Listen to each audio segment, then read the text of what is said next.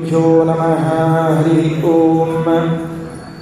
जयति हरिरचिन्त्यः सर्वदेवैकवन्द्यः परमगुरुरभीष्टावाप्तिदः सज्जनानां निखिलगुणगणार्णो नित्यनिर्मुक्तदोषः सरसिजनयनोऽसौ श्रीपतिर्मानदूनः अशेषवाग्जाड्यमलापहन्त्री नवं नवं स्पष्टसुवाक्प्रदायिनी ममेह जिह्वाग्रसुरङ्गनर्तकी भवप्रसन्ना वदने च मे श्रीः व्याप्तिर्यस्य निजे निजेन महसा पक्षे सपक्षे स्थितिः व्यावृत्तिश्च विपक्षतोऽथ विषये सत्तिर्न वै बाधिते नैवास्ति प्रतिपक्षयुक्तिरतुलम् शुद्धं प्रमाणं समे भूयात् तत्त्वविनिर्णयाय भगवान् आनन्दतीर्थो मुनिः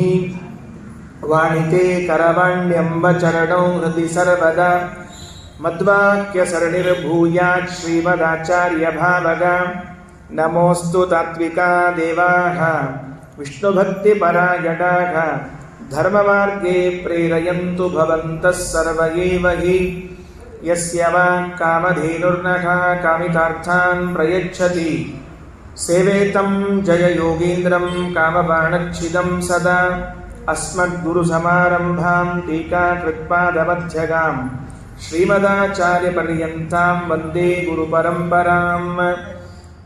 श्रीगुरुभ्यो नमः हरि ओಂ। ಶ್ರೀಮದ್ ಟೀಕಾಕೃತ್ಪಾದರ ಆರಾಧನಾ ಉತ್ಸವಗಳು ಎಲ್ಲೆಲ್ಲಿ ವಿಷ್ಣು ಭಕ್ತರಿದ್ದಾರೋ, ಎಲ್ಲೆಲ್ಲಿ ಆಚಾರ್ಯರ ಭಕ್ತರಿದ್ದಾರೋ ಅಲ್ಲಿ ಎಲ್ಲ ಸ್ಥಳಗಳಲ್ಲೂ ಕೂಡ ಅತ್ಯಂತ ವಿಜೃಂಭಣೆಯಿಂದ ನಡೀತಾ ಇದೆ. ಅವರು ಮಾಡಿದ ಅನುಗ್ರಹ, ಅವರು ಮಾಡಿದ ಉಪಕಾರದ ಸ್ಮರಣೆ ರೂಪವಾಗಿ ನಾವೆಲ್ಲ ಆರಾಧನೆಗಳನ್ನು ಮಾಡ್ತಾ ಇದ್ದೇವೆ. ಮಳಖೇಡದಲ್ಲಿ ಮಹಾಸ್ವಾಮಿಗಳವರು ಅತ್ಯಂತ ವಿಜೃಂಭಣೆಯಿಂದ ಗುರುಗಳ ಸೇವೆಯನ್ನು ಮಾಡ್ತಾ ಇದ್ದಾರೆ. ನಾವೆಲ್ಲ ನಮ್ಮ ನಮ್ಮ ಊರಿನಲ್ಲಿ ಸ್ಥಳಗಳಲ್ಲಿ ಆ ಗುರುಗಳ ಸೇವೆ, ಟೀಕಾಕೃತ್ಪಾದರ ಸೇವೆಯನ್ನು ಮಾಡಬೇಕು. ಸೇವೆ ನಾನಾ ಮುಖದ್ದು. ಕೆಲವರು ಪ್ರದಕ್ಷಿಣೆ, ಪಾರಾಯಣ, ನಮಸ್ಕಾರಗಳು, ಇನ್ನು ಕೆಲವರು ದಾನ ಧರ್ಮ ಮತ್ತೊಂದು ಮಾಡ್ತಿರ್ತಾರೆ. ಅದರೊಳಗೆ ನಮ್ಮದು ವಿಶೇಷ ಏನು ಅಂದರೆ ಅನ್ನದಾನಕ್ಕೆ ಭಾಳ ಮಹತ್ವ ಇರ್ತದೆ. ಯಾಕಂದ್ರೆ ಆರಾಧನೆ ಅಂತಂದ್ರೆ ಊಟಕ್ಕೆ ಏನದ ಅಂತ ಕೇಳ್ತಿರ್ತೀವಿ ನಾವು. ಹಂಗೆ ಇದ್ದಿದ್ದಿಲ್ಲ ಅಂದ್ರೆ ಆರಾಧನೆ ಮಾಡಿದಂಗೆ ಆಗಂಗಿಲ್ಲ ರೀ, ಒಂದು ನಮೂನೆ ಆಗಿರ್ತದೆ. ಅದಕ್ಕೆ ಎಲ್ಲದ್ದು ಅನ್ನದಾನ, ಜ್ಞಾನದಾನ ಎಲ್ಲವೂ ಕೂಡ ಸೇರಿಕೊಂಡಿರಬೇಕು. ಇಲ್ಲಿ ಇವತ್ತು ನಾವೆಲ್ಲ ಸೇರಿದ್ದೇವೆ. ನಮ್ಮ ಡಾಕ್ಟರು ಈ ಕಾರ್ಯಕ್ರಮಕ್ಕೆ ಆಮಂತ್ರಣ ಕೊಟ್ಟು ನೀವು ಒಂದು ವಿಷಯವನ್ನು ಮಾತಾಡ್ರಿ ಅಂತ ಹೇಳಿದ್ದಾರೆ. ಎದರ ಬಗ್ಗೆ ಮಾತಾಡಬೇಕು ಅಂದ್ರೆ ಜ್ಞಾನದ ಬಗ್ಗೆ ಮಾತಾಡಬೇಕು ಅಂತ ಹೇಳ್ಯಾರ. ನಾವು ಮಾತಾಡಿದ ಮೇಲೆ ಕೆಲವರಿಗೆ ಜ್ಞಾನ ಆಗ್ತಿರ್ತದೆ, ಕೆಲವ್ರಿಗೆ ಹೋಗ್ತಿರ್ತದೆ. ಒಂದು ಸಮಸ್ಯೆ ಅದೇ ಈಗ. ಯಾಕಂದ್ರೆ ನಾ ಈಗ ಒಂದು ತಾಸು ಅರ್ಧ ತಾಸು ಮಾತಾಡಿದ ಮೇಲೆ ಕೆಲವರಿಗೆ ಇದ್ದದ್ದೆಲ್ಲ ಲೋಪ ಆಗಿಬಿಡ್ತದೆ. ದ್ವಾಪರೇ ಸರ್ವತ್ರ ಜ್ಞಾನ ಆಕುಲೀಭೂತೆ ಅಂತ ಇರ್ತದೆ ನೋಡ್ರಿ. ಹಂಗೆ ನಮ್ಮ ಪ್ರವಚನ ಆದ್ಕೊಳ್ಳಿ ಎಲ್ಲ ಆಕುಲೀಭವನ ಆಗಿಬಿಡ್ತದೆ. ಅದಕ್ಕೆ ಅಷ್ಟು ಆಗಬಾರ್ದು ರೀ, ಸ್ವಲ್ಪ ಹೇಳಿ ಮುಗಿಸ್ಬೇಕು. ಅದಕ್ಕೆ ಜ್ಞಾನದ ಬಗ್ಗೆ ಹೇಳಬೇಕು ಅಂತ ಹೇಳಿದ್ದಾರೆ. ಟೀಕಾಕೃತ್ಪಾದರ ಆರಾಧನಾ, ಟೀಕಾಕೃತ್ಪಾದರು ಜ್ಞಾನದ ಬಗ್ಗೆ ಏನಂತ ತಿಳಿಸಿಕೊಟ್ಟಿದ್ದಾರೆ ತಮ್ಮ ಗ್ರಂಥಗಳಲ್ಲಿ. ಎಲ್ಲ ಗ್ರಂಥಗಳದ್ದಲ್ಲ, ಒಂದೆರಡು ಗ್ರಂಥಗಳಲ್ಲಿರುವ ಮಾತನ್ನು ಮಾತ್ರ ಹೇಳುವ ಒಂದು ಪ್ರಯತ್ನ ಮಾಡ್ತಾ ಇದ್ದೇನೆ. ಭಾಗವತದ ದ್ವಿತೀಯ ಸ್ಕಂದದಲ್ಲಿ ಹೇಳುವಾಗ ಶುಕಾಚಾರ್ಯರು ಪರೀಕ್ಷಿತ ಮಹಾರಾಜರಿಗೆ ಒಂದು ಮಾತು ಹೇಳುತ್ತಾರೆ.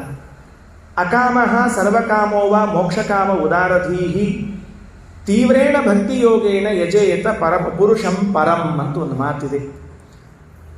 ನಾವು ಲೋಕದಲ್ಲಿ ಏನನ್ನೋ ಪದಾರ್ಥಗಳನ್ನು ಬಯಸ್ತಿರ್ತೇವೆ. ನಮಗೆ ಅದು ಬೇಕು, ಇದು ಬೇಕು, ಇದು ಬೇಕು ಅಂತಿದೆ. ಅದಕ್ಕೆ ಈ ಬೇಕುಗಳನ್ನೆಲ್ಲ 4ರಲ್ಲಿ ಸೇರಿಸಿಬಿಟ್ಟಿದ್ದಾರೆ ಹಿರಿಯರು. ಈ ಬೇಕುಗಳಿವೆ ಅಲ್ಲ, ಅವೆಲ್ಲ 4ರಲ್ಲಿ. ಒಂದು ಧರ್ಮ ಅಂತ ಕರೆದರು, ಒಂದು ಅರ್ಥ ಅಂತ ಕರೆದರು, ಒಂದು ಕಾಮ ಅಂತ ಕರೆದರು, ಒಂದು ಮೋಕ್ಷ ಅಂತ ಕರೆದು ಬಿಟ್ಟು. ಈ ಬೇಕುಗಳೆಲ್ಲ 4 ಆದಾಗ ಈ ಪುರುಷಾರ್ಥಗಳನ್ನು, ಬೇಕುಗಳನ್ನು ಪಡೀಲಿಕ್ಕೆ ಸಾಧನ ಯಾವುದು ಅಂತ ಒಂದು ಪ್ರಶ್ನೆ. ಅದಕ್ಕೆ ಉತ್ತರ ಕೊಡ್ತಾರೆ ಶುಕಾಚಾರ್ಯರು. ತೀವ್ರೇಣ ಭಕ್ತಿಯೋಗೇನ ಯಜೇತ ಪುರುಷಂ ಪರಂ. ಒಂದೇ ಒಂದು ಸಾಧನ ಯಾವುದು ಅಂದರೆ ಭಕ್ತಿ. ಬಹಳ ಆಶ್ಚರ್ಯ. ಈ ಭಕ್ತಿ ಎಂಬುವಂತಹ ಸಾಧನೆ ಇದೆಯಲ್ಲ, ಅದೇ ಆಚಾರ್ಯದ ಉಪನ್ಯಾಸ. ನಾನು ಪ್ರಾಸ್ತಾವಿಕವಾಗಿ ಒಂದು ಮಾತು ತಗೊಂಡು ಹೊರಟಿದ್ದೇನಷ್ಟೇ, ಅದರ ಬಗ್ಗೆ ಭಾರ ಹಾಕುವುದಿಲ್ಲ. ಈ ಭಕ್ತಿ ಎನ್ನುವುದಿದೆಯಲ್ಲ, ಇದು ಎಂತಹ ಸಾಧನ ಅಂತ ಹೇಳಿದರೆ, ಧರ್ಮಕ್ಕೂ ಅದೇ ಸಾಧನ, ಅರ್ಥಕ್ಕೂ ಅದೇ ಸಾಧನ, ಕಾಮಕ್ಕೂ ಅದೇ ಸಾಧನ, ಮೋಕ್ಷಕ್ಕೂ ಅದೇ ಸಾಧನ. ಇದರ ವಿವರಣೆಗಳು ನನ್ನದಲ್ಲ, ಆದ್ದರಿಂದ ಕೊಡುವುದಿಲ್ಲ.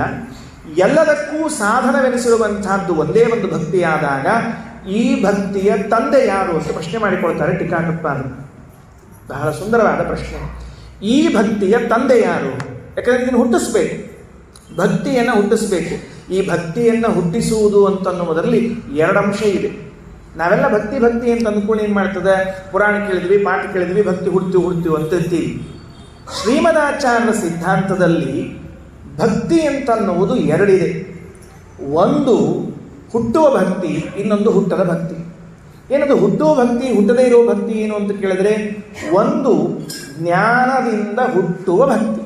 ನಾವೀಗೇನು ಪಾಠ ಪ್ರವಚನಗಳು ಜಪ ತಪಾನುಷ್ಠಾನಗಳನ್ನು ಮಾಡ್ತೇವೆ, ಹಿರಿಯರ ಅನುಗ್ರಹವಾಗ್ತದೆ, ಆಗ ಹುಟ್ಟುವಂತಹದ್ದು ಒಂದು ಭಕ್ತಿ. ಇನ್ನೊಂದು ಭಕ್ತಿ ಇದೆ, ಅದು ಎಂದೂ ಹುಟ್ಟುವುದಿಲ್ಲ, ಅದು ಕೇವಲ ಅಭಿವ್ಯಕ್ತವಾಗ್ತದೆ, ಅದು ಸ್ವರೂಪ. ಅದು ಸ್ವರೂಪ, ಸ್ವರೂಪಭೂತವಾದ ಭಕ್ತಿ. ಇದು ಹುಟ್ಟುವುದೇ ಇಲ್ಲ, ಅದು ಅಭಿವ್ಯಕ್ತವಾಗ್ತದೆ. ಮನೋವೃತ್ತಿ ರೂಪವಾದ ಭಕ್ತಿ ಇದೆಯಲ್ಲ, ಇದು ಜನ್ಯವಾಗ್ತದೆ. ಹಾಗಾದರೆ ಈ ಮನೋವೃತ್ತಿ ರೂಪವಾದ ಭಕ್ತಿಗೆ ಜನಕ ಯಾರು, ಇದನ್ನು ಹಡೆಯವನು ಯಾರು ಅಂತ ಕೇಳಿದರೆ ಜ್ಞಾನ. ಜ್ಞಾನ. ಈ ಜ್ಞಾನ ಇಲ್ಲದೆ ಹೋದರೆ ಭಕ್ತಿ ಹುಟ್ಟುವುದಿಲ್ಲ. ಇದಕ್ಕೆ ನಮಗೆ ಜ್ಞಾನಕ್ಕೆ ಉಪೋದ್ಘಾತ ರೂಪವಾಗಿ ಪ್ರಾಸ್ತಾವಿಕವಾಗಿ ಇದನ್ನು ತೆಗೆದುಕೊಂಡು ಬಂದದ್ದು. ಭಕ್ತಿ ಸರ್ವದಕ್ಕೂ ಸಾಧನ. ಆ ಭಕ್ತಿ ಎರಡು ವಿಧ. ಅದರಲ್ಲಿ ಹುಟ್ಟಬಹುದಾದ ಭಕ್ತಿ ಮನೋವೃತ್ತಿ ರೂಪವಾದದ್ದು. ಅಂತಹ ಭಕ್ತಿ ಹುಟ್ಟಬೇಕಾದರೆ ಜ್ಞಾನ ಬೇಕು. ಈ ಜ್ಞಾನವಿಲ್ಲದೆ ಹೋದರೆ ಭಕ್ತಿ ಹುಟ್ಟುವುದಿಲ್ಲ. ಕೃಷ್ಣ ಎಷ್ಟು ಮುಕ್ತಕಂಠದಿಂದ ಈ ಭಕ್ತಿಯ ಬಗ್ಗೆ ಜ್ಞಾನದ ಬಗ್ಗೆ ಹೇಳ್ತಾನೆ ಅಂತಂದರೆ, ನೋಡು ಅರ್ಜುನ, ಈ ಜ್ಞಾನ ಅಂತ ಒಂದಿದೆ ನೋಡು, ಇದು ಒಂದು ಇಟ್ಕೊಂಡ್ಬಿಡು ಸಾಕು ಅಂತ ದೇವರು. ಸರ್ವಂ ಜ್ಞಾನಪ್ಲವೇನೈವ ವೃಜಿನಂ ಸಂತರಿಷ್ಯತಿ ಅಂತ. ನೀನು ಎಂತಹ ಪಾಪಗಳನ್ನೇ ಮಾಡಿದ್ರೂ ಕೂಡ ಜ್ಞಾನವೆಂಬ ಹಡಗಿನಲ್ಲಿ ಕುಳಿತರೆ ಅದನ್ನು ಅನಾಯಾಸವಾಗಿ ದಾಟಬಲ್ಲಿ ಅಂತ ಹೇಳ್ತಾನೆ. ದೇವರು ಜ್ಞಾನಕ್ಕೆ ಈ ಪರಿಯಿಂದ ಪ್ರಾಶಸ್ತ್ಯ ಕೊಡಬೇಕಾದ್ರೆ ಆ ಜ್ಞಾನ ಯಾವುದು ಅಂತ ನಾವು ಸ್ವಲ್ಪ ಒಳಗಿಳಿದು ನೋಡಬೇಕಾಗ್ತದೆ. ದಿವಸ ಬಾವಿ ಕಟ್ಟಿ ಮೇಲೆ ನಿಂತು, ಬಾವಿ ಮುಂದೆ ನಿಂತು ಮ್ಯಾಲೆ ನಿಂತೆ ನೀರು ಎಳ್ಕೊಂಡು ಸ್ನಾನ ಮಾಡಿ ಮುಗಿಸ್ಬಿಡ್ತೀವಿ. ನಾವು ಇಳಿಲಿಕ್ಕೆ ಹೋಗಂಗೇ ಇಲ್ಲ. ಯಾಕಂದ್ರೆ ನಮ್ಮಲ್ಲಿ ಅವಗಾಹನ ಪದ್ಧತಿ ಇಲ್ಲೇ ಇಲ್ಲ. ಇಳಿಯೋರು ಯಾವಾಗಲೂ ಸ್ವಾಮಿಗಳು ಅಷ್ಟೇ ರೀ, ಅವಗಾಹನ ಮಾಡೋರು ಅವ್ರು ಅಷ್ಟೇ. ಹೀಗಾಗಿ ಅವ್ರು ಒಂದೊಂದು ವಾಕ್ಯಕ್ಕೆ 106 ಅರ್ಥ ಹೇಳಿ ಕೂತ್ಬಿಡ್ತಾರೆ. ಒಳಗೆ ಇಳಿದಿರ್ತಾರೆ ಭಾವ್ಯಾಗ 106 ಅರ್ಥ ಹೇಳ್ತಾರೆ. ನಾವು ಕಟ್ಟಿ ಮೇಲೆ ನಿಂತ್ಕೊಂಡು 3 ಕೊಡ ಹಾಕೊಂಡ್ಬರೋರು ಆರಾಧ್ಯ ಪೂರ್ತಿಗೆ 3 ದಿವಸ ಸ್ನಾನ ಮಾಡಿದ್ರೆ ಮುಗಿದು ಹೋಗ್ತು ನಮ್ಮ ಕೆಲಸ ಅಂತ. ಏನದ? ಸರ್ವಂ ಜ್ಞಾನಪ್ಲವೇನೈವ ವೃಜಿನಂ ಸಂತರಿಷ್ಯತಿ. ಜ್ಞಾನದ ತಾಕತ್ ಎಷ್ಟಿದೆ ಅಂದರೆ ನಿನ್ನ ಪಾಪಗಳನ್ನೆಲ್ಲವನ್ನ ದಾಟಿಸಬಲ್ಲದು. ತೃಪ್ತಿ ಆಗಲಿಲ್ಲ ಕೃಷ್ಣನಿಗೆ. ಏನಂತಾನೆ? ಬರೇ ದಾಟತಿ ಅಂತ ತಿಳ್ಕೋಬೇಡ. ಯಥಾ ಏಧಾಂಸಿ ಸಮಿದ್ಧೋಗ್ನಿ ಭಸ್ಮಸಾತ್ ಕುರುತೇರ್ಜುನ ಜ್ಞಾನಾಗ್ನಿ ಸರ್ವಕರ್ಮಾಣಿ ಭಸ್ಮಸಾತ್ ಕುರುತೇರ್ಜುನ. ಏನು ಅದ್ಭುತ ಮಾತ ಅಂತಾನೆ ನೋಡು. ಬರೇ ದಾಟಿ ಹೋಗ್ತಿ ಅಂದ್ರೆ ಅವು ಅಲ್ಲೇ ಇರ್ತಾವ. ನೀ ದಾಟಿ ಹೋದ್ರೆ ಅವುಗಳನ್ನು ಸುಟ್ಟು ಹಾಕಬೇಕು. ಅವುಗಳನ್ನು ಸುಟ್ಟಾಕುವ ಸಾಮರ್ಥ್ಯ ಯಾವುದಕ್ಕಿದೆ ಅಂದರೆ ಜ್ಞಾನಕ್ಕಿದೆ ಅಂತ. ನಿನ್ನಲ್ಲಿ ಜ್ಞಾನ ಇದ್ದರೆ ಎಂತಹ ಪಾಪವನ್ನು ಸುಟ್ಟಾಕಬಹುದು, ಎಂತಹ ಪಾಪವನ್ನು ನೀನು ದಾಟಿ ಹೋಗಬಹುದು ಅಂತ ತಿಳಿದುಕೊಂಡು ಹೇಳ್ತಾನೆ. ಎಲ್ಲ ಮಾಡಿದ್ದಿ, ಜ್ಞಾನವನ್ನೇ ಪಡೆದುಕೊಂಡಿಲ್ಲ ಅಂತಂದರೆ ಅದು ಪೂರ್ಣ ಆದಂತೆ ಅಲ್ಲ ಅಂತ ಮತ್ತೊಂದು ಮಾತು ಹೇಳ್ತಾನೆ. ಏನು? ಶ್ರೇಯಾನ್ ದ್ರವ್ಯಮಯಾದ್ಯಜ್ಞ ಜ್ಞಾನಯಜ್ಞ ಪರಂತಪ. ಎಲ್ಲ ಕರೆಕ್ಟು, ಜ್ಞಾನಯಜ್ಞ ಇದು ಶ್ರೇಷ್ಠವಾದದ್ದು ಅಂತ ಹೇಳ್ತಾನೆ. ಒಬ್ಬರು ಹಿರಿಯರು ಯಾರೋ ಪ್ರಶ್ನೆ ಮಾಡಿದ್ರಂತೆ, ಹೌದು ಎಲ್ಲ ಯಜ್ಞಗಳಿಗಿಂತ ಕೃಷ್ಣ ಜ್ಞಾನಯಜ್ಞವನ್ನು ಶ್ರೇಷ್ಠ ಅಂತ ಹೇಳಿಬಿಟ್ರಿ, ಶ್ರೇಯಾನ್ ಸರ್ವಮಯ ದ್ರವ್ಯಮಯಾದ್ಯಜ್ಞ ಜ್ಞಾನಯಜ್ಞ ಪರಂತಪ ಅಂತ. ಜ್ಞಾನ ಶ್ರೇಷ್ಠ ಅಂತ ಭಗವಂತ ಹೇಳ್ತಾನೆ. ಆ ಜ್ಞಾನ ಅನ್ನುವ ಕಾಲದಲ್ಲಿ ಅದಕ್ಕೊಂದು ಯಜ್ಞ ಅಂತ ಜೋಡಿಸಿಬಿಟ್ಟಿದ್ದಾನೆ. ಜ್ಞಾನ ಯಜ್ಞ ಶ್ರೇಷ್ಠ ದ್ರವ್ಯ ಯಜ್ಞಕ್ಕಿಂತ ಅಂತ. ಯಾಕೆ ಅಂತ ಕೇಳಿದ್ರೆ ಹಿರಿಯರು ಕೊಡುವ ಉತ್ತರ ಎಷ್ಟು ಚೆನ್ನಾಗಿದೆ ಅಂತಂದರೆ, ನೋಡು, ದ್ರವ್ಯಮಯವಾದ ಯಜ್ಞವನ್ನು ಮಾಡುವಾಗ ಆಚಾರ್ಯರು ಸದಾಚಾರ ಸ್ಮೃತಿಯಲ್ಲಿ ಒಂದು ಮಾತು ಹೇಳ್ತಾರೆ, ಧರ್ಮೇಣ ಇಜ್ಜ ಸಾಧನಾನಿ ಅಂತ ಒಂದು ಮಾತು ಹೇಳ್ಯಾರ. ನೀನು ಸಂಪಾದನೆ ಮಾಡುವ ದ್ರವ್ಯ ಅದು ನ್ಯಾಯದಿಂದ ಬಂದಿದೆಯೋ ಅನ್ಯಾಯದಿಂದ ಬಂದಿದೆಯೋ ಅಂತ ಕನ್ಸಿಡರ್ ಆಗ್ತದೆ ಯಜ್ಞದಲ್ಲಿ ಎಲ್ಲ ಕಡೆಗೂ ಕೂಡ. ಜ್ಞಾನಯಜ್ಞ ಮಾಡುವಾಗ ಅಲ್ಲಿ ನ್ಯಾಯ ಏನು ಅನ್ಯಾಯ ಏನು ಕುಳಿತುಕೊಂಡು ಕೇವಲ ಶ್ರವಣ ಮಾಡೋದಿದೆ. ಬರಲಾಗಿದೆ ಈಗಾಗಲೇ, ಜ್ಞಾನ ಗ್ರಂಥಗಳೆಲ್ಲ ಬಂದಾಗಿದೆ. ಜ್ಞಾನ ಯಜ್ಞದಲ್ಲಿ ಈ ನ್ಯಾಯ ಅನ್ಯಾಯಗಳ ಪ್ರಶ್ನೆ ಇಲ್ಲೇ ಇಲ್ಲ. ದ್ರವ್ಯ ಯಜ್ಞದಲ್ಲಿ ಮಾತ್ರ ಇದನ್ನು ನೀನು ಸಂಪಾದನೆ ಮಾಡಿದ್ದು ಹೇಗೆ ಸಂಪಾದನೆ ಮಾಡಿದ್ದಿ? ನ್ಯಾಯಯುತವಾಗಿ ಸಂಪಾದನೆ ಮಾಡಿದ್ದೀಯಾ, ಅನ್ಯಾಯಯುತವಾಗಿ ಸಂಪಾದನೆ ಮಾಡಿದ್ದೀಯಾ? ಒಬ್ಬ ಒಂದು ಸಂತಿಗೆ ಹೋಗಿದ್ದಂತೆ, ನಮ್ಮಲ್ಲಿ ಮಂಗಳವಾರ ಸಂತಿ, ಮಂಗಳವಾರ ಪೇಟೆ ನೋಡ್ರಿ, ಮಂಗಳವಾರ ಪೇಟೆ ರವಿವಾರ ಪೇಟೆ ಅಂತ ಪೇಟೆಗೆ ಹೋಗಿದ್ವಿ ನಾವು. ನೋಡಿದ ಪ್ಯಾಟಿ ಒಳಗೆ ಒಬ್ಬ ಯಾರೋ ಅಪರಿಚಿತ ವ್ಯಕ್ತಿ ಒಂದು ಕುದುರೆನ ಗಿಡಕ್ಕೆ ಕಟ್ಟಿ ಹೋಗಿಬಿಟ್ಟಿದ್ರಿ. ಏನು ಮಾಡಿದ, ಕುದುರೆ ಮೇಲೆ ಆಶಾ ಬಂತ್ರಿ. ಅವ್ನು ಬಡ ಬಡ ನೋಡಿದ, ಯಾರು ಇದ್ದಿದ್ದಿಲ್ಲ. ಯಾರು ನಡಿ ಅಂತ ತಗೊಂಡು ಕುದುರೆ ಹತ್ತಿ ಹೊಡ್ಕೊಂಡು ಮನೆಗೆ ಬಂದ್ಬಿಟ್ಟವ. ಕುದುರೆ ಮೇಲೆ ಬರೋ ತನಕ ಚಂದ ಇತ್ತು ರೀ, ಮನೆಗೆ ಬಂದಮೇಲೆ ಚಂದ ಇತ್ತು. ಮರುದಿವ್ಸದಿಂದ ಶುರುವಾತ್ರಿ ಅವಂಗ, ಯಾಕಂದ್ರೆ ಕುದುರೆ ಸಾಕ್ಬೇಕಲ್ಲಿಗವ. ಮರುದಿವ್ಸದಿಂದ ಮನೆಗೆ ಬಂದ ಕೂಡಲೇ ಕುದುರೆ ಓದರ್ಲಿಕ್ಕೆ ಶುರು ಮಾಡಿತ್ತು. ಹುಲ್ಲು ಯಾವಾಗ ಹಾಕ್ತಿ ಅಂತ ತಿಳ್ಕೊಂಡು ಹೇಳಿ 2 ದಿವಸದಾಗ ಅವ್ನು ಬಜೆಟ್ ಮುಗಿದು ಹೋತ್ರಿ. ಅವ್ನು ವಿಚಾರ ಮಾಡಿದ, ಹೆಂಗಾರ ಮಾಡಿ ಕುದುರೆ ಮಾರಿ ಬಿಟ್ರೆ ಕೊನೆಗೆ ಅಷ್ಟರ ದುಡ್ಡು ಬರ್ತದ ಅಂತಂದವ. ಅಷ್ಟರ ಬರ್ತದಲ್ಲ ದುಡ್ಡು, ಸರಿ ಅಂತ ಅನ್ಕೊಂಡ. ಮಾರಾಟಕ್ಕಿಟ್ಟ. ಕೆಲವ್ರು ಬಂದ್ರೆ ಎಷ್ಟು 10,000 ಅಂದ, 20,000 ಅಂದ. ಇಲ್ಲಿ ಬಿಡ್ರಿ ಅವೆಲ್ಲ ಸುಳ್ಳು ಇಲ್ಲ ಅಂದ್ರು. ಕೊನೆಗೊಬ್ಬ ಬಂದ, ಎಷ್ಟು ಕೊಡ್ಬೇಕು? ಇಲ್ಲ 25,000 ಅಂತಿಮ ಹೇಳ್ದ. ಅಡ್ಡಿಲ್ಲ ಕೊಡ್ತೀನಿ, ನಾ ಏನು ಕೊಡಂಗಿಲ್ಲ ಅಂತಲ್ಲ. ಅಕಸ್ಮಾತ್ ನಾ ಕುದುರೆ ತಗೊಳ್ಳೋಣ, ಅದು 2 ಹೆಜ್ಜೆ ಹೋಗಿ ಸತ್ತು ಹೋಗ್ಬಿಟ್ರೆ ಏನು ಮಾಡಲಿ ಅಂತ ಕೇಳಿದವ. 2 ಹೆಜ್ಜೆ ಹೋಗಿ ಸತ್ತು ಹೋದ್ರೆ ಏನು ಮಾಡಲಿ? ಅದು ಕುದುರೆ ಕುಂಟಿದ್ರೆ ಏನು ಮಾಡಲಿ? ಕುದುರೆ ಓಡ್ತದೋ ಇಲ್ಲೋ ಏನು ಮಾಡಲಿ ಅಂತ. ಅದಕ್ಕೆ ಯಾಕೆ ವಿಚಾರ ಮಾಡ್ತೀರಿ? ಟೆಸ್ಟ್ ಡ್ರೈವ್ ಅಂತ ನಮ್ಮಲ್ಲಿ ಕೊಡ್ತಿರ್ತಾರೆ, ಒಂದ್ಸರಿ ಹತ್ತಿ ನೋಡ್ರಿ ಅಂತ. ಇದು ಬರೋಬ್ಬರಿ. ನಾ ಕುದುರೆ ಹತ್ತಿ ನೋಡ್ತೇನೆ, ಓಡಿಸ್ಕೊಂಡು ನೋಡ್ತೀನಿ, ಆಮೇಲೆ ಸರಿಯಾದ ನೋಡಿ ತಗೋತೀನಿ ಅಂದ. ಎಸ್ ಅಂದರು. ಅವ್ನು ಕುದುರೆ ಹತ್ತಿದ, ಓಡಿಸ್ಕೊಂಬರ್ತೀನಿ ಅಂತ ಹೋದ. ಹೋಗೇ ಬಿಟ್ಟ, ಮುಗಿದೋದು ಕೃಷ್ಣಾರ್ಪಣ. ಅವ ಕುದುರೆ ತೊಗೊಂಡು ಹೋಗ್ಬಿಟ್ಟ. ಮರುದಿವಸ ಬಾಜಿಕಿನ ಮನೆಯವ್ರು ಕೇಳಿದ್ರು, ಎಷ್ಟಕ್ಕೆ ಮಾರಿದ್ರಿ ಕುದುರೆನ ಅಂತ ಕೇಳಿದ್ರು. ಎಷ್ಟಕ್ಕೆ ಕೊಂಡ್ಕೊಂಡಿದ್ದೆ ಅಷ್ಟಕ್ಕೆ ಮಾರಿದೆ ಅಂತ ಹೇಳಿದ. ಎಷ್ಟಕ್ಕೆ ಕೊಂಡ್ಕೊಂಡಿದ್ದೆ ಅಷ್ಟಕ್ಕೆ ಮಾರಿದೆ. ಅದಕ್ಕೆ ದ್ರವ್ಯ ಸಂಪಾದನೆ ಮಾಡುವಾಗ ನಮ್ಮಲ್ಲಿ ದೋಷಗಳಾಗ್ತದೆ. ಜ್ಞಾನ ಸಂಪಾದನೆ ಮಾಡುವಾಗ ಈ ನ್ಯಾಯಾನ್ಯಾಯದ ಪ್ರಶ್ನೆ ಇರುವುದಿಲ್ಲ. ಗುರುಮುಖದಿಂದ ಉಪದೇಶವನ್ನು ಪಡೆಯುವಂತಹದ್ದಾಗಿರ್ತದೆ. ಅದಕ್ಕೆ ಕೃಷ್ಣ ಹೇಳಿದ್ದು, ಶ್ರೇಯಾನ್ ದ್ರವ್ಯಮಯಾದ್ಯಜ್ಞ ಜ್ಞಾನಯಜ್ಞ ಪರಂತಪ. ಅರ್ಜುನ, ಜ್ಞಾನ ಸಂಪಾದನೆ ಮಾಡು, ಆ ಜ್ಞಾನ ನಿನಗೆ ಯೋಗ್ಯವಾಗಿರುವಂತಹದ್ದು ಅಂತ ಕೃಷ್ಣ ಈ ಮಾತುಗಳನ್ನೆಲ್ಲ ಹೇಳ್ತಾ ಇದ್ದಾನೆ. ಬಹಳ ಅದ್ಭುತವಾದ ಮಾತುಗಳವೆಲ್ಲವೂ ಕೂಡ. ಆಮೇಲೆ ಮತ್ತೊಂದು ಮಾತು ಹೇಳ್ತಾನೆ. ಏನಾಗ್ತದೆ ಈ ಜ್ಞಾನವನ್ನು ಸಂಪಾದನೆ ಮಾಡದೆ ಹೋದರೆ? ಏನಾಗ್ತದೆ? ಜ್ಞಾನ ಸಂಪಾದನೆ ಮಾಡದೆ ಹೋದರೆ ಅವನಿಗೆ ನರಕವೇ ನಿಶ್ಚಿತ ಅಂತ ಹೇಳಿದ್ದಾನೆ. ಮತ್ತೊಂದು ಮಾತನ್ನು, ಅಜ್ಞಶ್ಚ ಅಶ್ರದ್ಧದಾನಶ್ಚ ಸಂಶಯಾತ್ಮ ವಿನಶ್ಯತಿ. ಅಜ್ಞಶ್ಚ, ಅಲ್ಲಿ ಕಾಮ ಹಾಕ್ತಾನೆ ಕೃಷ್ಣ, ಎಲ್ಲರನ್ನೂ ಸೇರಿಸಿ ಹೇಳೋದಿಲ್ಲ. ಅಜ್ಞಶ್ಚ ಅಶ್ರದ್ಧದಾನಶ್ಚ ಸಂಶಯಾತ್ಮ ವಿನಶ್ಯತಿ. ನಮ್ಮ ನಾಶಕ್ಕೆ ಕಾರಣ ಯಾವುದು ಅಂದರೆ ನಾವು ಜ್ಞಾನವನ್ನು ಸಂಪಾದನೆ ಮಾಡದೇ ಇರುವುದೇ ನಮ್ಮ ನಾಶಕ್ಕೆ ಕಾರಣ. ಕೃಷ್ಣ ಇಷ್ಟು ಘಂಟಾಘೋಷವಾಗಿ ಜ್ಞಾನ ಸಂಪಾದನೆ ಬಗ್ಗೆ ಹೇಳ್ತಾನೆ. ಮತ್ತೊಂದು ಮಾತು ಹೇಳ್ತಾನೆ, ಆತ್ಮವಂತಂನ ಕರ್ಮಾಣಿ. ಒಮ್ಮೆ ನೀನು ಜ್ಞಾನ ಸಂಪಾದನೆ ಮಾಡಿದರೆ ನಿನಗೆ ಯಾವ ಕರ್ಮಗಳು ಬಾಧಿಸುವುದಿಲ್ಲ ಅಂತ ಹೇಳಿಕೊಟ್ಟಿದ್ದಾನೆ. ಹೀಗೆ ಜ್ಞಾನದ ಪ್ರಪಂಚ ಹರಡ್ತಾ ಹೋದಂತೆ ಮೂಲಭೂತವಾದ ಒಂದು ಪ್ರಶ್ನೆ ಎದುರಾಗ್ತದೆ. ಜ್ಞಾನ ಅಂದರೆ ಯಾವುದು? ಆವಾಗಿನಿಂದ ನೀವು ಪ್ರವಚನ ಶುರು ಮಾಡಿದಾಗಿಂದ ಜ್ಞಾನ ಸಂಪಾದನೆ ಮಾಡು, ಧರ್ಮದಿಂದ ಮಾಡು, ಅದನ್ನು ಮಾಡಿ, ಇದನ್ನು ಮಾಡಿ ಅಂದಿದ್ದೀರಿ. ಜ್ಞಾನ ಅಂದರೆ ಯಾವುದು? ಆಚಾರ್ಯರು ಗೀತಾ ತಾತ್ಪರ್ಯದಲ್ಲಿ ಹೇಳುವಾಗ ಒಂದು ಮಾತು ಹೇಳುತ್ತಾರೆ, ವಿಷ್ಣೋರಾಧಿಕ್ಯ ಸಂವಿತ್ತಿ ಸರ್ವಸ್ಯ ಜ್ಞಾನ ಮುಚ್ಚತೆ. ಭಗವಂತ ಸರ್ವೋತ್ತಮನಾಗಿದ್ದಾನೆ ಎಂದು ತಿಳಿದುಕೊಳ್ಳುವುದೇ ಜ್ಞಾನ. ಈ ಶಬ್ದದಿಂದ ಇನ್ನೇನನ್ನೂ ಕರೆಯಲೇಬಾರದು ಅಂತ ಹೇಳ್ತಾರೆ ಶ್ರೀಮದಾಚಾರ್ಯ. ವಿಷ್ಣೋರಾಧಿಕ್ಯ ಸಂವಿತ್ತಿ ಸರ್ವಸ್ಮಾತ್ ಜ್ಞಾನ ಮುಚ್ಚತೆ. ನಾವು ಸಂಗೀತವನ್ನು ಕಲಿತೇವೆ, ಗಣಿತವನ್ನು ಕಲಿತೇವೆ, ಕಲೆಗಳನ್ನು ಕಲಿತೇವೆ, ಇನ್ನೇನೋ ಹೊಟ್ಟೆಪಾಡಿಗೆ 100 ಕಲಿತೇವೆ. ಅದು ಎಲ್ಲವನ್ನೂ ಜ್ಞಾನ ಅಂತ ಕರಿಬೇಕಾ ಅಂತ ಕೇಳಿದರೆ ಶ್ರೀಮದಾಚಾರ್ಯ ಅಂತಾರೆ, ಅವೆಲ್ಲವೂ ಜ್ಞಾನ ಅಲ್ಲ. ಜ್ಞಾನದ ಮರಿಗಳು, ಜ್ಞಾನದಂತೆ ಕಾಣುವುದು, ಜ್ಞಾನದ ಪ್ರತಿಬಿಂಬಗಳು. ಮೂಲತಃ ಜ್ಞಾನ ಅಂತ ಕರೆದರೆ ವಿಷ್ಣೋರಾಧಿಕ್ಯ ಸಂವಿತ್ತಿ, ಭಗವಂತನ ಸರ್ವೋತ್ತಮತ್ವ ಮಾತ್ರ ಜ್ಞಾನ ಅಂತ ಕರಿಬೇಕು. ಅಂಥ ಜ್ಞಾನ ಸಂಪಾದನೆಯನ್ನು ಮಾಡಿಕೊಳ್ಳಬೇಕು. ಒಂದು ಮಾತು ವಿಷ್ಣುತತ್ವ ವಿವರಣೆಯಲ್ಲಿ ಹೇಳುವಾಗ ಆಚಾರ್ಯ ಅಂತಾರೆ, ನತಾದೃಶಿ ಪ್ರೀತಿ ಇಡ್ಯಸ್ಯ ವಿಷ್ಣೋ.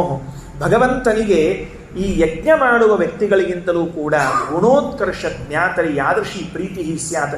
ತನ್ನ ಜ್ಞಾನವನ್ನು ಸಂಪಾದನೆ ಮಾಡಿಕೊಂಡವನಲ್ಲಿ ಎಷ್ಟು ಪ್ರೇಮ ಇದೆಯಲ್ಲ, ಅಷ್ಟು ಪ್ರೇಮ ಎಷ್ಟು ಯಜ್ಞಗಳ ಮಾಡಿದವರ ಮೇಲೂ ಇಲ್ಲ ಅಂತ ಹೇಳಿಬಿಟ್ಟಿದ್ದಾನೆ. ಹೀಗೆಲ್ಲ ನಾವು ಆಚಾರ್ಯ ಗ್ರಂಥಗಳು, ಕೃಷ್ಣನ ವಾಕ್ಯಗಳನ್ನೆಲ್ಲ ನೋಡಿದಾಗ ನಮಗೆ ತಿಳಿದು ಬರೋದೇನು ಅಂದರೆ, ಜ್ಞಾನ ಸಂಪಾದನೆ ಮಾಡಬೇಕು, ಜೀವನದಲ್ಲಿ ಅತ್ಯಂತ ಮಹತ್ವದ್ದು ತಿಳಿದು ಬರ್ತದೆ. ಸರಿ, ಆಯಿತು. ಜ್ಞಾನ ಸಂಪಾದನೆ ಮಾಡಬೇಕು ಅಂತ ತಿಳಿದುಕೊಂಡು ಹೇಳಿ ಆದ ಮೇಲೆ ಹಾಗಾದರೆ ಈ ಜ್ಞಾನ ಸಂಪಾದನೆಯನ್ನು ಮಾಡಬೇಕು ಅಂತ ತಿಳಿದುಕೊಂಡು ಹೇಳಿ ಆಯ್ತಲ್ಲ, ಈ ಜ್ಞಾನ ಯಾಕೆ ಬೇಕು ಅಂತಾಗಿತ್ತು? ಜ್ಞಾನ ಬೇಕಾದದ್ದು ಭಕ್ತಿಯ ಜನಕ ಅಂತಾಗಿತ್ತು. ಮತ್ತೆ ಅಲ್ಲಿಗೆ ಹೋಗೋಣ, ಮೊದಲೇ ಪಾಯಿಂಟಿಗೆ. ಅಲ್ಲಿಂದ ಬಂದಿದ್ದೀವಿ, ಅಲ್ಲೇ ಹೋಗ್ಬೇಕಲ್ಲ, ಅಲ್ಲಿಗೆ ಹೋಯ್ತು. ಭಕ್ತಿ ಸರ್ವಸಾಧನ, ಆ ಭಕ್ತಿಯ ಜನಕ ಜ್ಞಾನ. ಹಾಗಾದರೆ ಜ್ಞಾನವಿದ್ರೆ ಮಾತ್ರ ಭಕ್ತಿ ಹುಡ್ತದೆ ಅಂತ ನೀವು ಹೇಳಿದಿರಿ. ಈಗ ಜ್ಞಾನ ಅನ್ನೋ ಶಬ್ದಕ್ಕೆ ಏನು ಹೇಳಿದಿರಿ? ಭಗವಂತನ ಮಹಿಮೆ, ಭಗವಂತನ ಗುಣಗಳು, ಇವುಗಳ ತಾನೇ ಜ್ಞಾನ ಅಂದರೆ, ಬೇರೆ ಇನ್ನೇನಿಲ್ಲ. ವಿಷ್ಣುವಿನ ಸರ್ವೋತ್ತಮತ್ವಾದಿ ಜ್ಞಾನಗಳು, ಭಗವಂತನ ಮಹಿಮೆಗಳನ್ನು ತಿಳಿದುಕೊಳ್ಳಬೇಕು. ದೇವರ ಮಹಿಮಾ ಜ್ಞಾನ ಆದಾಗ ಭಕ್ತಿ ಹುಡ್ತದೆ ಅಂತ. ಈ ಭಕ್ತಿ ಅಂದಾಗ ಭಾಷಾಂತರ ಮಾಡ್ರಿ ಅಂತ ಕೇಳಿದ್ರೆ ನಾವೇನು ಮಾಡ್ತೀವಿ ಅಂದರೆ ಪ್ರೀತಿ ಅಂತ ಮಾಡಿರ್ತೇವೆ.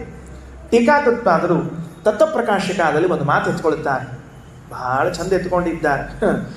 3ನೇ ಅಧ್ಯಾಯದ 2ನೇ ಪಾದದಲ್ಲಿ ಪ್ರಾರಂಭ ಮಾಡುವಾಗ ಭಕ್ತಿ ಅಸ್ಮಿನ್ ಪಾದೇ ಉಚ್ಚತೆ ಅಂತ ಆಚಾರ್ಯರು ಶುರು ಮಾಡ್ತಾರೆ.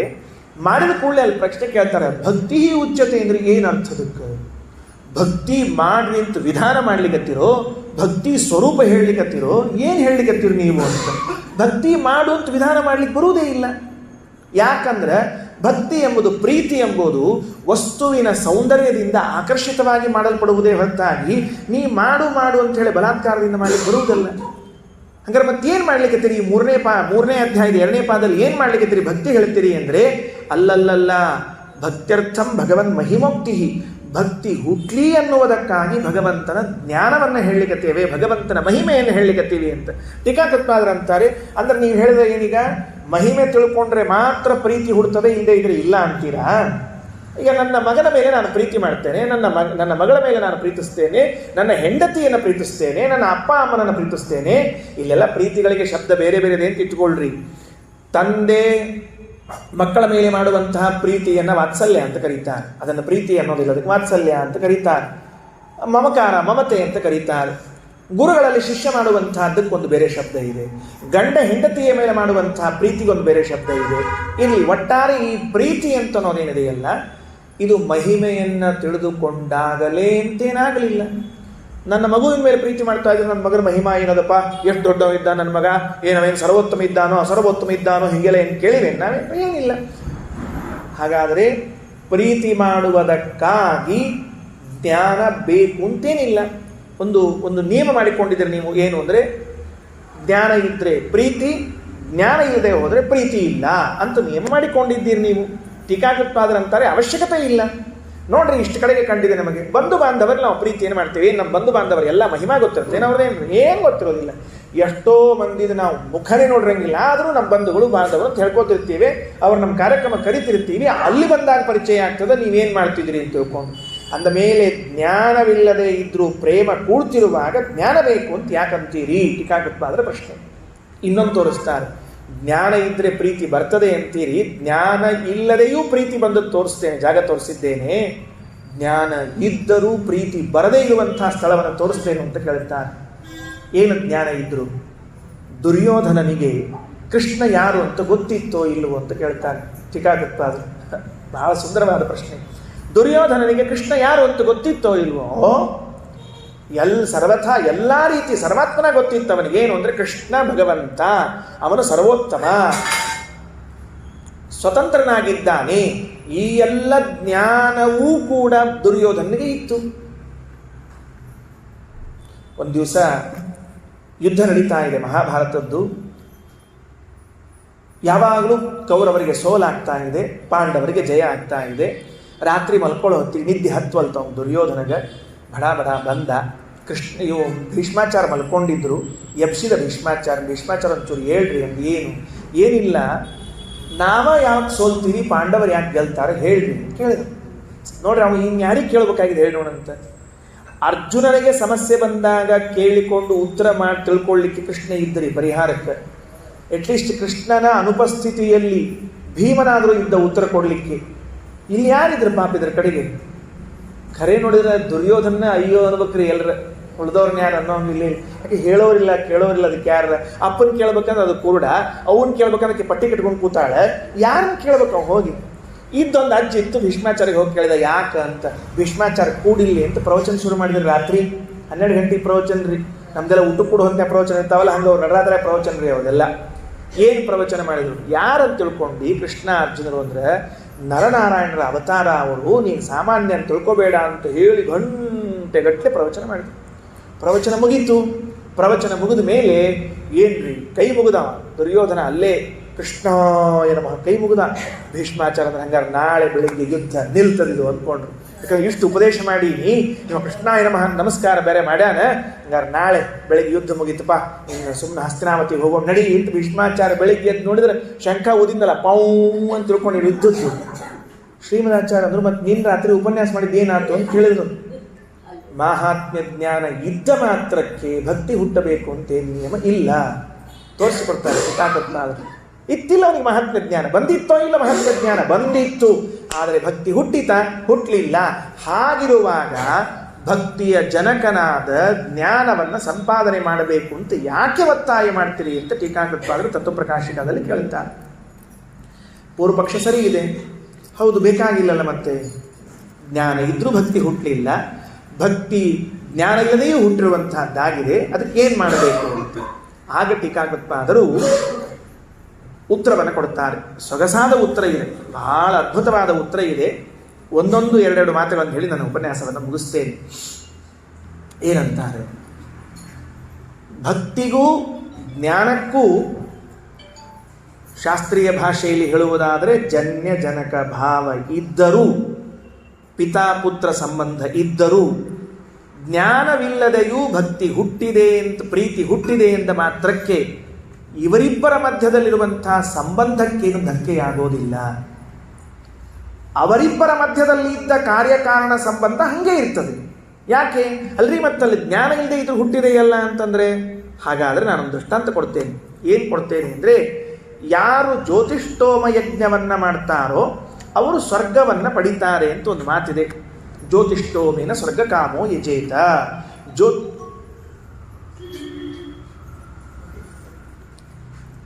ಜ್ಯೋತಿಷ್ಠೋಮ ಯಜ್ಞವನ್ನ ಮಾಡಿದಾಗ ಸ್ವರ್ಗವನ್ನ ಪಡಿತಾರೆ ಅಂತ ನಿಯಮ ಇದೆ. ಯಾರೋ ಒಬ್ಬ ಜ್ಯೋತಿಷ್ಠೋಮ ಯಜ್ಞ ಮಾಡಲೇ ಇಲ್ಲ. ಅವೇನು ಮಾಡಿದ ಅಂತಂದರೆ ಕೇವಲ ಗುರುಭಕ್ತಿಯನ್ನು ಮಾಡಿದ. ಗುರುಗಳ ಮನೆಯಲ್ಲಿ ಇದ್ದುಕೊಂಡು ಕೇವಲ ಗುರುಭಕ್ತಿಯನ್ನು ಮಾಡಿದ್ದಾನೆ. ಗುರುಗಳು ಅವನನ್ನು ನೋಡಿ ಸೇವೆ ಮಾಡಿದ್ದನ್ನು ಪ್ರಸನ್ನರಾಗಿ ನಿನಗೆ ಸ್ವರ್ಗವಾಗಲಿ ಅಂತ ಆಶೀರ್ವಾದ ಮಾಡಿದರು. ಅವನು ಸ್ವರ್ಗಕ್ಕೆ ಹೋಗ್ತಾನೋ ಇಲ್ಲೋ? ಹೋಗ್ತಾನೆ, ಯಾಕೆ ಹೋಗೋದಿಲ್ಲ? ಗಂಗಾಸ್ನಾನ ಮಾಡಿದರೆ ಸ್ವರ್ಗ ಆಗ್ತದೆ ಅಂತ ಉಂಟು ಪುರಾಣಗಳಲ್ಲಿ. ಹಾಗಾದರೆ ಗಂಗಾಸ್ನಾನ ಮಾಡಿ ಸ್ವರ್ಗಕ್ಕೆ ಹೋದ. ನೀವೇನು ಹೇಳಿದ್ರಿ? ಯಜ್ಞ ಮಾಡಿದರೆ ಸ್ವರ್ಗಕ್ಕೆ ಹೋಗ್ತಾನೆ ಅಂತ ನಿಯಮವನ್ನು ಹೇಳಿದ್ರಿ. ಮತ್ತವ ಯಜ್ಞವನ್ನೇ ಮಾಡಿಲ್ಲ, ಆದರೂ ಸ್ವರ್ಗಕ್ಕೆ ಹೋಗಿದ್ದಾನಲ್ಲ. ಹಾಗಾದರೆ ಈ ಯಜ್ಞಕ್ಕೂ ಸ್ವರ್ಗಕ್ಕೂ ಪ್ರಾಪ್ಯ ಪ್ರಾಪಕ ಸಂಬಂಧ ಮುರಿದುಬಿತ್ತೇ ಇಲ್ಲವೇ ಅಂತ ಟೀಕಾಕೃತ್ಪಾದರು ಕೇಳಿದ್ರೆ ಹಾಗೇನು ಸಂಬಂಧ ಇಲ್ಲ. ಇವೆರಡರ ಮಧ್ಯದಲ್ಲಿ ಕಾರ್ಯಕಾರಣ ಭಾವ ಹಾಗೇ ಉಳಿತದೆ. ಕಾರಣಾಂತರದಿಂದ ಕಾರ್ಯ ಆದ ಮಾತ್ರಕ್ಕೆ ಇವೆರಡರ ಮಧ್ಯದಲ್ಲಿನ ಕಾರ್ಯಕಾರಣ ಯಾಕೆ ಹೋಗಬೇಕು? ಈಗ ಲೋಕದಲ್ಲಿ ಒಂದು ದೃಷ್ಟಾಂತ ಹೇಳ್ತಿರ್ತಾರೆ. ಏನು? ವಿವಾಹ ಆದ ಮೇಲೆ, ಲಗ್ನ ಆದ ಮೇಲೆ ದಂಪತಿಗಳು ಸಂತಾನವನ್ನು ಪಡಿತಾರೆ ಅಂತ ತಿಳ್ಕೊಂಡು ಹೇಳಿ, ದ್ರೋಣಾಚಾರ್ಯರು ಹೆಂಗೆ ಹುಟ್ಟಿದ್ದಾರೆ? ಅಲ್ಲೇನು ಹೆಂಡತಿ ಹೆಣ್ಣಿಲ್ಲ. ದೃಪದ ಹೆಂಗೆ ಹುಟ್ಟಿದ್ದಾನೆ? ಅಲ್ಲೇನು ಹೆಂಡತಿ ಇಲ್ಲ. ಯಾಕೆಂದ್ರೆ ಅವರ ಅಪ್ಪ ಅವನೆಲ್ಲೋ ಕಾಡಿಗೆ ಹೋದಾಗ ಮನಸ್ಸಿನ ವಿಕಾರ ಆದರೆ ಸಂತಾನ ಹುಟ್ಟಿದ್ದು. ವೇದವ್ಯಾಸ ದೇವರು ಅರಣ್ಯ ಮಥನ ಮಾಡ್ತಾ ಇರುವಾಗ ಶ್ವತ್ಥಾಮಾಚಾರ್ಯ ಹುಟ್ಟಿದ್ದು. ಎಲ್ಲಿದೆ? ಇಲ್ಲೆಲ್ಲ ಗಂಡ ಹೆಂಡತಿಯರಿಂದ ಮಕ್ಕಳಾಗ್ತದೆ ಅಂತ ಹೇಳಿದ್ದಿದ್ರೆ ಇಲ್ಲಿ ಹಾಗಿಲ್ವಲ್ಲ ಅಂತ ಹೇಳಿ ಆ ನಿಯಮಕ್ಕೆ ಭಂಗ ಬಂತೇನು? ಬರುವುದಿಲ್ಲ. ಕಾರಣಾಂತರದಿಂದ ಸಂತಾನವಾದದ್ದಕ್ಕೆ ಆ ನಿಯತ ವ್ಯಾಪ್ತಿಗೆ ಭಂಗ ಇಲ್ಲ. ವಿವಾಹ ಆದ ಮೇಲೆ ಅವರಿಬ್ಬರಲ್ಲಿ ಸಂತಾನ ಆಗ್ತದೆ ಅಂತ ಹೇಗಿದೆಯೋ ಹಾಗೆ ಜ್ಞಾನದಿಂದ ಭಕ್ತಿ ಹುಟ್ಟುತ್ತದೆ. ಇಲ್ಲೇನು ನಮಗೆ ಮಕ್ಕಳಲ್ಲಿ ಹೆಂಡತಿಯಲ್ಲಿ ಪ್ರೀತಿ ಹುಟ್ಟಿದೆಯಲ್ಲ, ಇದು ಇನ್ನೊಂದು ಕಾರಣದಿಂದ ಹುಟ್ಟಿದ್ದೇ ಹೊರತಾಗಿ ಆ ಜ್ಞಾನದಿಂದ ಹುಟ್ಟಿದ್ದಕ್ಕೆ ಇದು ವಿರೋಧಿ ಅಲ್ಲ ಅಂತ ಟೀಕಾಕೃತ್ಪಾದರು ಸಮರ್ಥನೆ ಮಾಡ್ತಾರೆ. ಹೌದು, ಮತ್ತು ದುರ್ಯೋಧನಿಗೆ ಜ್ಞಾನ ಇದ್ರೂ ಯಾಕೆ ಹುಟ್ಟಲಿಲ್ಲ? ಪ್ರತಿಬಂಧಕ ಇದೆ. ಏನು ಪ್ರತಿಬಂಧಕ ಇದೆ? ಮಾತ್ಸರ್ಯ, ದ್ವೇಷ. ಆ ಮಾತ್ಸರ್ಯ ದ್ವೇಷಗಳು ಇದ್ದದ್ದರಿಂದ ಮಾಹಾತ್ಮ್ಯ ಜ್ಞಾನವಿದ್ದರೂ ಭಕ್ತಿ ಹುಟ್ಟಲಿಲ್ಲ. ಪ್ರತಿಬಂಧಕ ಇದ್ದಾಗ ಶಾಸ್ತ್ರದ ಭಾಷೆಯಲ್ಲಿ ಹೇಳುವಾಗ ಅಗ್ನಿ ದಾಹಕ, ಆದರೆ ಮಣಿ ಹಿಡ್ಕೊಂಡಿರುವಾಗ ಅಗ್ನಿ ದಾಹ ಉಂಟು ಮಾಡುವುದಿಲ್ಲ. ಮಣಿ ಇದ್ದಾಗ, ಚಂದ್ರಕಾಂತ ಮಣಿ ಇದ್ದಾಗ ದಾಹ ಉಂಟು ಮಾಡಲಿಲ್ಲ ಅನ್ನೋದಕ್ಕೆ ಅಗ್ನಿಗೆ ದಾಹಕತ್ವವೇ ಇಲ್ಲವೇ? ಅಗ್ನಿ ದಾಹಕ ಹೌದೇ ಹೌದು, ಮತ್ತೆ ಯಾಕೆ ಸುಡಲಿಲ್ಲ ಅಂದರೆ ಪ್ರತಿಬಂಧಕ ಇದೆ. ಹಾಗೆ ದುರ್ಯೋಧನಾದಿಗಳಿಗೆ ಜ್ಞಾನವಿದ್ರೂ ಯಾಕೆ ಭಕ್ತಿ ಹುಟ್ಟಲಿಲ್ಲ ಅಂದರೆ ಹೊಟ್ಟೆ ತುಂಬ ಕಿಚ್ಚು ತುಂಬಿಕೊಂಡಿದ್ದಾನೆ, ಅದಕ್ಕಾಗಿ ಹುಟ್ಟಲಿಲ್ಲ. ಸೊ ಈ ದೃಷ್ಟಾಂತಗಳನ್ನು ಕೊಟ್ಟು ನೀವು ಜ್ಞಾನ ಭಕ್ತಿ ಜನಕ ಅಲ್ಲ ಅಂತ ಹೇಳಬಾರದು ಅಂತ ಟೀಕಾಕೃತ್ಪಾದರು ಅದನ್ನು ಸೈಡಿಗೆ ಸರಿಸಿಟ್ಟು ಜ್ಞಾನ ಅತ್ಯವಶ್ಯ, ಜ್ಞಾನದಿಂದ ಭಕ್ತಿ ಹುಟ್ಟೇ ಹುಡುತ್ತದೆ ಅಂತ ತಿಳಿದುಕೊಂಡು ಪ್ರಾರಂಭ ಮಾಡ್ತಾರೆ. ಎಂತೆಂತಹ ಜ್ಞಾನದ ಬಗ್ಗೆ ಹೇಳಿದ್ದಾರೆ.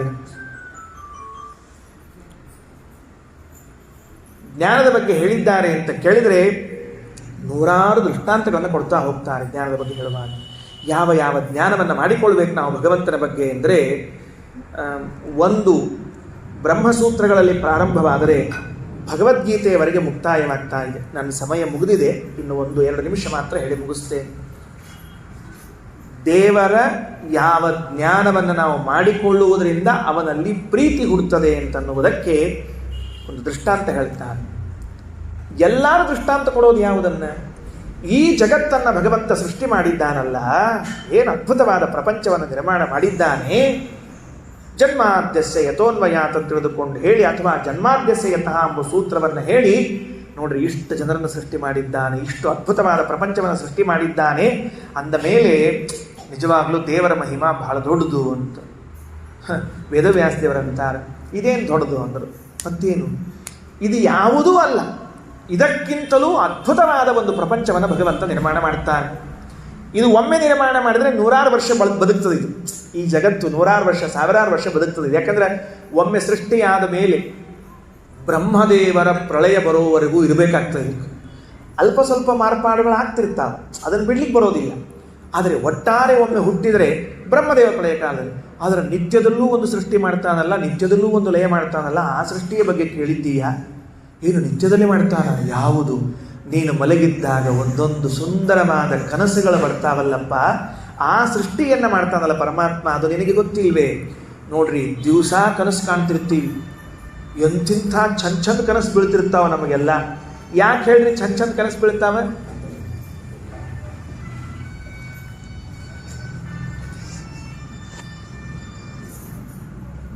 ಎಂತಿಂಥ ಪ್ರಪಂಚವನ್ನು ನಿರ್ಮಾಣ ಮಾಡ್ತಿರ್ತಾನೆ. ನೋಡ್ರಿ, ಕನಸಿನಲ್ಲಿ ನಾನು ಆನೆಯ ಮೇಲೆ ಹೋದಂತೆ ಕನಸು ಬೀಳ್ತದೆ. ಯಾಕೆ ನನಗಂಥ ಕನಸು ಬೀಳ್ತದೆ ಅಂದರೆ, ಎಚ್ಚರಿದ್ದಾಗ ನನಗೆ ಯಾರೂ ಆನೆ ಮೇಲೆ ಕೂಡಿಸಿರಂಗಿಲ್ಲ. ಯಾರು ಕೂಡಿಸ್ತಾರೆ ನಮಗೆ ಆನೆ ಮೇಲೆ? ಆನೆ ಕೆಳಗೆ ಹಾಕದೇ ಇದ್ರೆ ಸಾಕಾಗ್ಯದ. ಹಿರಣ್ಯಕಶಿಪು ಪ್ರಹ್ಲಾದರಾಜರಿಗೆ ಹಾಕಿದಂಗೆ ನಮ್ಮನ್ನ ಯಾರು ಆನೆ ಮೇಲೆ ಕೂಡಿಸ್ತಾರೆ ರೀ? ಕನಸಿನಾಗ ನಾ ಆನೆ ಮೇಲೆ ಕೂತಿರ್ತೀನಿ, ಕುದುರೆ ಮೇಲೆ ಕೂತಿರ್ತೀನಿ, ಒಂಟಿ ಮೇಲೆ ಕೂತಿರ್ತೀನಿ, ಏನೇನು ಕೂತಿರ್ತೀನಿ ರೀ. ಎಲ್ಲರ ಪಾಪ ಒಬ್ಬರು ಶೆಟ್ಟಿಗಳು ಗುಡಿಗೆ ಹೋಗಿದ್ರಂತ. ಗುಡಿಗೆ ಹೋದಾಗ ಅವ್ರ ಮಗನ ಜಾತಕ ತೋರಿಸಿದ್ರಂತ. ಅಲ್ಲೊಬ್ರು ಆಚಾರ ಕೂತಿದ್ರು, ಹೆಂಗಿದೆ ನಮ್ಮ ಮಗನ ಜಾತಕ ಹೇಳ್ರಿ. ಏನು ನಿಮ್ಮ ಮಗನ ಜಾತಕ ಎಲ್ಲರ ಗಜಕೇಸರಿ ಯೋಗದ ಅಂತ ಹೇಳ್ಬಿಟ್ರಿ. ಅವ್ರು ಹಂಗಂದ್ರೆ ಏನ್ರಿ? ನಾವು ಶೆಟ್ಟಿಗೆ ಬರ್ತಿಲ್ಲಪ್ಪ, ಗೊತ್ತಾಗ್ತಿರ್ಲಿ. ಏನ್ರಿ ಹಂಗಂದ್ರ? ನಿಮ್ಮ ಹುಡುಗ ಆನಿ ಮೇಲೆ ಏರ್ತಾನ್ರಿ ಆಚಾರ ಶೆಟ್ರ, ಏನು ಚಿಂತೆ ಮಾಡಬೇಡ್ರಿ ಅಂದ್ರು. ಸಂತೋಷ ಆಗ್ಬಿಡ್ತು. ನನ್ನ ಮಗ ಆನಿ ಏರ್ತಾನಂದ್ರೆ ಎಷ್ಟು ಸಂಪಾದನೆ ಮಾಡ್ಲಿಕ್ಕಿಲ್ಲ ನನ್ನ ಮಗ ಅಂತ ತಿಳ್ಕೊಂಡು ಹೇಳಿ ಜಾತಕ ಹೇಳಿದ ಆಚಾರ್ಯ ದಕ್ಷಿಣೆ ಕೊಡಿಸೋಣ ಅಂತ ಮಗನ ಕಡೆಯಿಂದ ಕೊಡ್ಸಿದ್ರಾತು ಅಂತ ಹೊರಗೆ ಹುಡ್ಕೊಂಡು ಬಂದ್ರಿ. ಮಗ ಎಲ್ಲಿದ್ದ ಅಂತ ಹುಡ್ಕೊಂಡು ಬಂದ್ರೆ ಮಗ ಏರಿ ಕೂತಿದ್ನಲ್ಲ ಆನಿ ಮೇಲೆ. ಯಾವ ಆನಿ? ಗುಡಿ ಮುಂದಿತ್ತಲ್ಲ ಕಲ್ಲಿನ ಆನಿ, ಏರಿ ಕೂತಿದ್ದ ಅದ್ರ ಮೇಲೆ. ಏನು ಹೇಳಿದ್ರು? ಆನಿ ಏರ್ತಾನಂತ ಹೇಳಿದ್ರಿ, ಆನಿ ಏರ್ತಾನಂತ ಹೇಳಿದ್ರಿಲ್ಲ, ಬರೋಬ್ಬರಿ ಏರಿತ್ತು ನೋಡ್ರಿ. ಅವ ಆನಿ ಏರಿದ್ದವ. ಯಾರು ಏರಿಸ್ಬೇಕು ನಮ್ಮ ಆನಿ ಮೇಲೆಲ್ಲ? ಅದರಿಂದ ಸ್ವಪ್ನಗಳನ್ನು ಕಾಣುವಾಗ ನಾನಾ ತರಹದ ಪದಾರ್ಥಗಳೆಲ್ಲ ಕಾಣ್ತಾವಲ್ಲ, ಇಷ್ಟು ವಿಸ್ಮಯ ಪ್ರಪಂಚವನ್ನು ನಿರ್ಮಾಣ ಮಾಡ್ತಾನೆ ಭಗವಂತ. ಅವನಲ್ಲಿ ನೀನು ಪ್ರೇಮವನ್ನು ಮಾಡದೆ ಇನ್ಯಾರಲ್ಲಿ ಮಾಡಬೇಕು? ಹೊರಗಿನ ಪದಾರ್ಥಗಳನ್ನು ಸೃಷ್ಟಿ ಮಾಡುವಾಗ ಅದಕ್ಕೊಂದೊಂದು ಕಾರಣಗಳಿವೆ. ಮಣ್ಣಿದೆ, ನೀರಿದೆ, ಗಾಳಿ ಇದೆ, ಬೆಂಕಿ ಇದೆ. ಒಳಗೆ ಇವುಗಳಲ್ಲಿ ಯಾವುದನ್ನೂ ತೆಗೆದುಕೊಂಡು ಹೋಗ್ಲಿಕ್ಕೆ ಬರೋದಿಲ್ಲ. ಒಳಗಡೆಗೊಂದು ಘಟವನ್ನು ಸೃಷ್ಟಿ ಮಾಡಿದರೆ ದೇವರು ಮಣ್ಣು ತಗೊಂಡು ಹೋಗ್ಲಿಕ್ಕೆ ಬರಂಗಿಲ್ಲ ರೀ ಒಳಗಡೆಗೆ.